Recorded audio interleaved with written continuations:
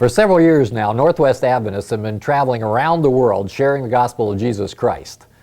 I wouldn't trade any of those experiences for all the money in the world, but the facts of the matter are there's been more and more sense that we needed to be doing something here at home, right now, for the people we live next to.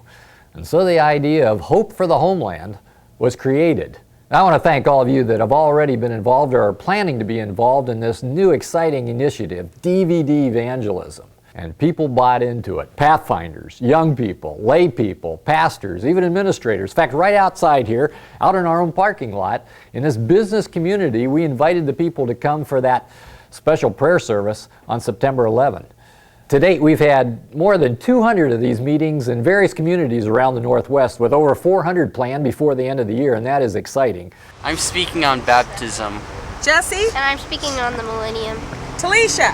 I'm speaking about the change of the Sabbath. You know, we have some creative people here in the Northwest. Some of you held your meetings on a tennis court, some in an airplane hangar, in a shop, in sanctuaries, in homes. Wherever the Spirit moved, you interacted, sharing Christ with your neighbors.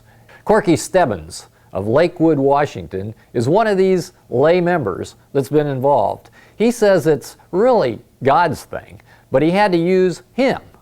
And he says, realistically, we didn't have those bigger results.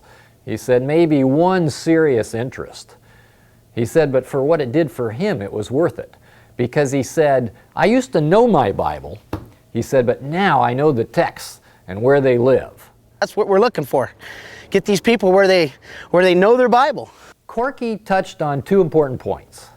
First, Hope for the Homeland hasn't produced impressive numbers of baptisms yet, but I think it's typical. As I was leaving my own Meadowglade church the other evening following one of the meetings, one of the lay people came up to me enthusiastically and said, we're holding the meetings here in the sanctuary, but already we have 6 laymen that want to hold meetings in their homes or in their communities when this is over. That's the exponential growth that we believe will take place. These can be conducted over and over and over again. The other point that he referenced was the fact of what it did for us. A layman told me the other day, he said that there's a story of the man who asked God, what can I do for you, God? And God said, I want you to push this boulder up that hill. The man, according to the story, went over and started pushing on the boulder, but he couldn't move it.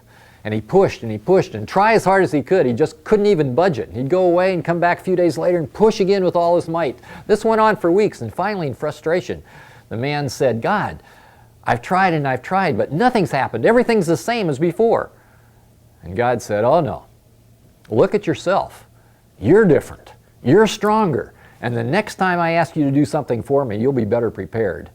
I believe that's what's happening with these meetings. Just as Corky said, now he knows his Bible from a new perspective. And this is going to grow and change us until we really do experience that reflex action right here in the Northwest.